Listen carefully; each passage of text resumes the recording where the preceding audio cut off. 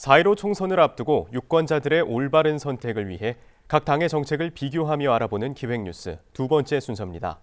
중앙선거관리위원회에 정당 정책을 마련해 제출한 원외 정당 가운데 13개 정당의 대표 공약 살펴보겠습니다. 허은진 기자입니다.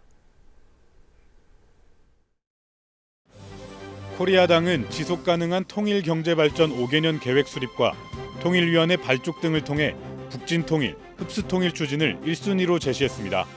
가자평화인권당은 강제징용 피해자와 유족이 억울하지 않고 건강한 한일 관계를 만들겠다며 강제징용 미불로임 4조 원가량을 받아오겠다고 했습니다. 가자환경당은 환경보호를 중심으로 탈이념 친환경, 저비용 고효율, 친환경 고소득 정당을 지향해 한국 정당사의 새로운 지평을 열겠다고 했습니다.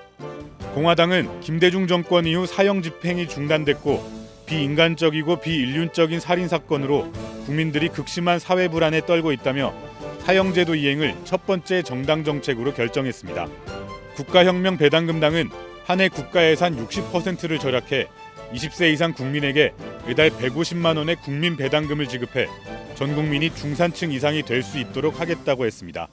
국민새정당은 모든 공직 후보에 여성을 50% 이상 공천하고 여성 인권 증진과 양성평등을 위한 입법 지원 등 여성정치 참여 전략적 추진을 1순위 정책으로 제시했습니다.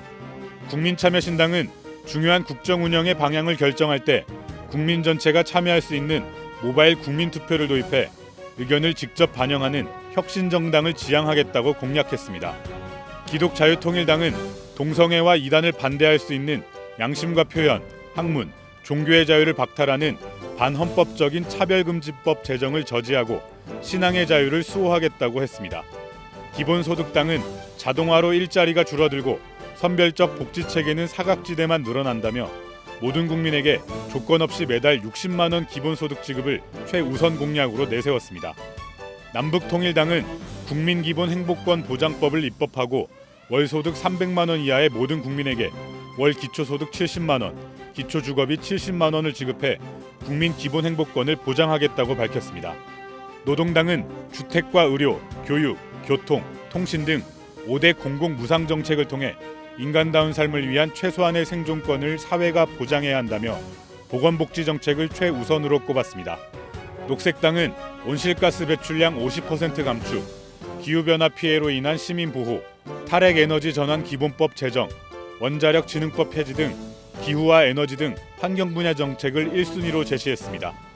대한당은 국회의원 명예직화와 의원수 120명으로 축소, 강력한 행정부, 시도 행정체제 구축 등 정치개혁에 관한 내용들을 최우선으로 공약했습니다. 보다 자세한 정당별 정책과 공약은 중앙선관위 정책공약 알림위에서 확인할 수 있습니다. KCTV 뉴스 허은진입니다.